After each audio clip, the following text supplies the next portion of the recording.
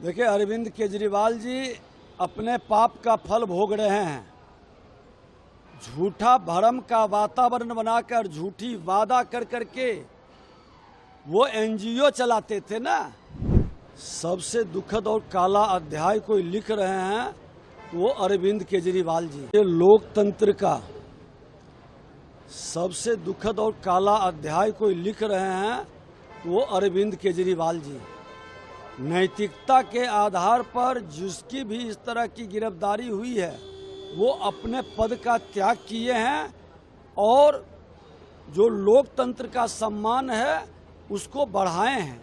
लेकिन ये पहला व्यक्ति अपने को पढ़ा लिखा आईआरएस विद्वान आदमी ये संविधान के खामियों से अपने को सुरक्षित करने का प्रयास करते हैं, लेकिन संविधान ऐसे लोगों को कभी संरक्षित नहीं करेगा और ऐसे लोग अपने कर्म का फल भोगेंगे। देखिए, अरविंद केजरीवाल जी अपने पाप का फल भोग रहे हैं। झूठा भरम का वातावरण बनाकर झूठी वादा कर करके वो एनजीओ चलाते थे ना, और एनजीओ से विदेशी फंडिंग के माध्यम से अपने साम्राज्य को स्थापित करने में लगे थे।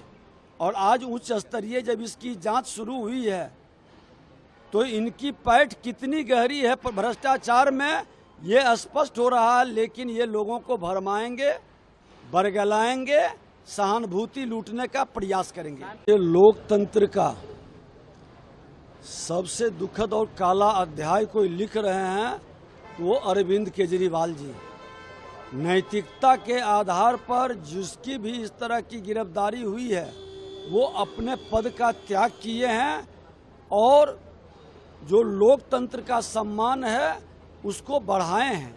लेकिन ये पहला व्यक्ति अपने को पढ़ा लिखा आईआरएस विद्वान आदमी ये संविधान के खामियों से अपने को सुरक्षित करने का प्रयास करते हैं, लेकिन संविधान ऐसे लोगों को कभी संरक्षित नहीं करेगा और ऐसे लोग अपने कर्म का फल भोगेंगे।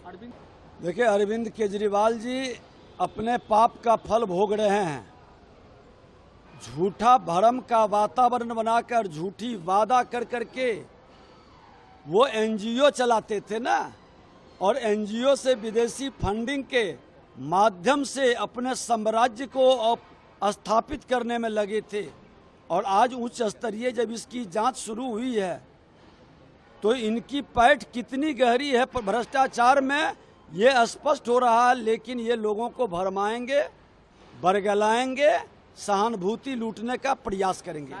अगर आप ये वीडियो YouTube पर देख रहे हैं तो हमारे चैनल को सब्सक्राइब करें और बेल आइकन को दबाना ना भूलें। अगर आप Facebook पर ये वीडियो देख रहे हैं तो हमारे पेज को लाइक करें।